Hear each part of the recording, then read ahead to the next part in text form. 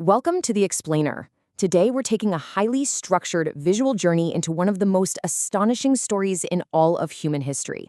We are looking at a saga of literally unimaginable cinematic scale. We're talking about an empire that entirely redrew the map of the world. I am so thrilled to guide you through this because we're going to break down exactly how a group of nomadic tribes managed to forge the largest contiguous land empire the world has ever seen.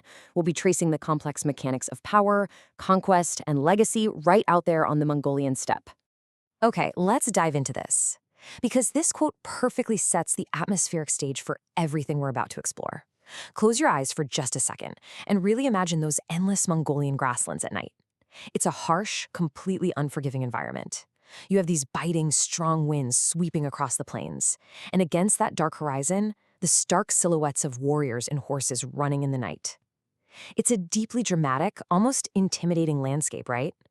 And understanding the sheer brutality of this environment is absolutely crucial to understanding the people who ended up conquering it.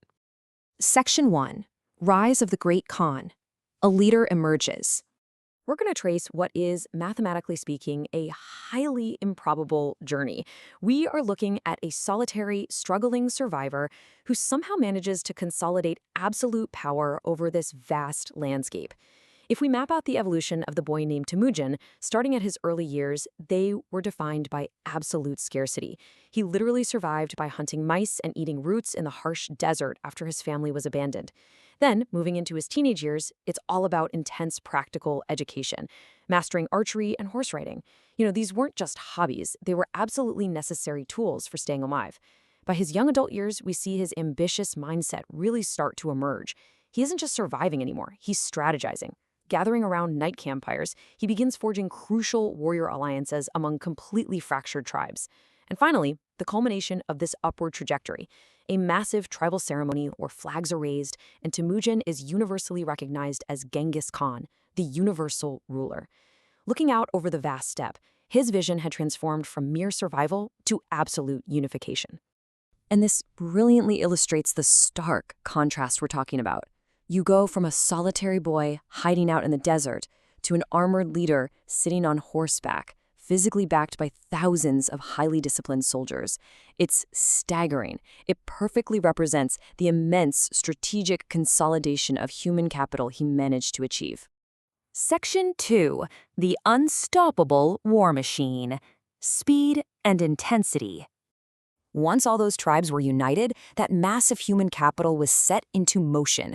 I want you to imagine the sheer speed, the intensity, and the massive dust clouds kicked up by tens of thousands of fast horses moving across the plains. The pace of history is about to accelerate dramatically here. When confronting large fortified medieval cities, the Mongol army didn't just charge blindly. No way! They employed incredibly sophisticated siege tactics. Now, what's really interesting about the slide is the mechanics of their field combat, specifically the famous horse archer technique. It was this highly coordinated three-step psychological and physical operation. Step 1 involved intense, overwhelming arrow fire to completely disorient the enemy line. But Step 2, that's the stroke of tactical genius, the feigned retreat. The Mongols would purposely break their lines and run away, tricking the enemy into breaking their own defensive formations just to give chase. And then, Step 3. While riding away at full speed, the Mongol archers would rapidly turn around in their saddles, which is an incredibly difficult physical maneuver, by the way, and unleash a devastating counterattack on the now scattered enemy. It was fast, fluid, and devastatingly effective. The aftermath of these highly calibrated tactics left a profound mark on the landscape of Asia. Just picture the fallen battlefield, the dust settling, watched silently by the Khan. This is exactly where the map of the world begins to drastically change. Territory after territory is absorbed. The boundaries of entire nations are erased and redrawn as the empire rapidly expands its borders outward in every possible direction. Section 3. Rulers of the Silk Road. Empire Administration. But here's the thing, pure conquest just isn't sustainable on its own. The sweeping, violent expansion of the empire suddenly had to adapt into a structured economic administration to actually govern all the vast lands they had just conquered. This brings up a really striking historical paradox. On one hand, you have the destroyers of cities, the exact architects of those brutal sieges we just broke down. Yet on the incredibly complex other hand, you have the protectors of the Silk Road. The exact same hardened warriors who laid waste to medieval fortresses were subsequently tasked with guarding merchant caravans. They ensured peaceful, totally secure passage for traders moving across these really harsh desert journeys. It's a fascinating shift, isn't it? The machinery of war transforming directly into the machinery of economic security. So the crucial point is how this security enabled an unprecedented level of connectivity. The Mongols instituted the Yam system. This was a massive, highly efficient postal and communication network. Messengers rode relentlessly across mountains and vast deserts to carry imperial orders, trade info, and administrative decrees. To put into perspective just how staggering this was, these Yam riders could cover up to 200 miles a day. They even wore bells so the next relay station would hear them coming and have a fresh horse waiting for them. If you really want to understand the roots of ancient globalization, this secure communication network is it. It allowed a centralized command to effectively govern a wildly decentralized, continent-spanning territory. Section 4. A Fractured Empire. Political Unraveling. Let's move to and see how this builds, because no matter how efficient the administration is, time is the ultimate enemy.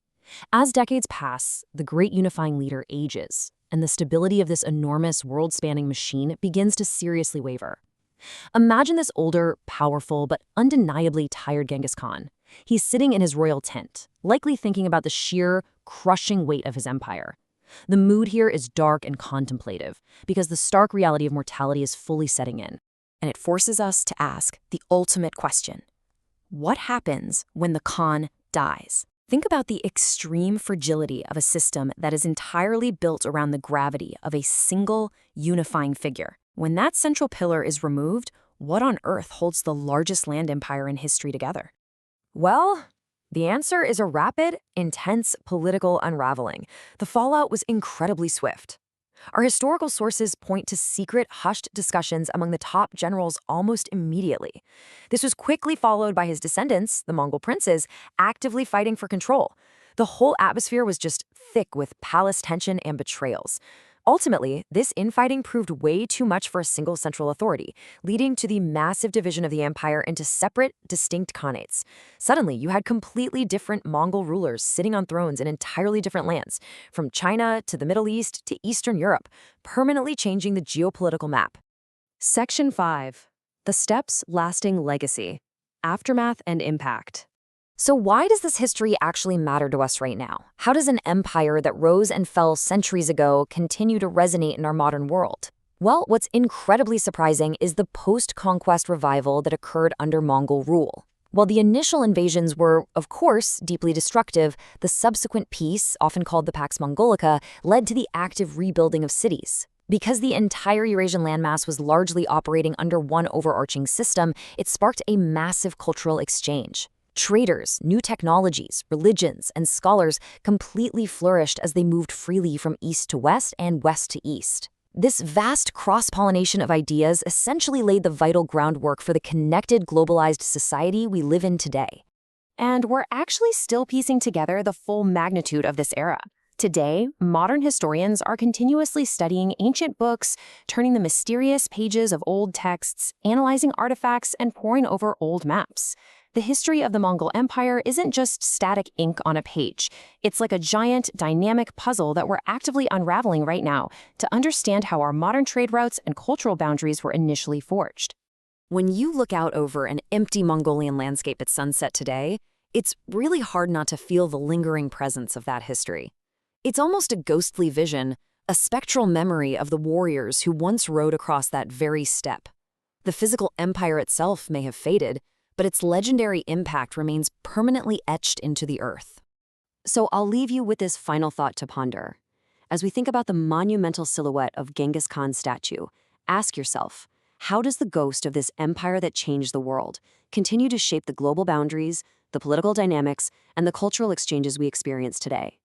The mechanics of power established on that iron steppe are still echoing all around us, if we just know where to look. Thanks for joining me on this explainer.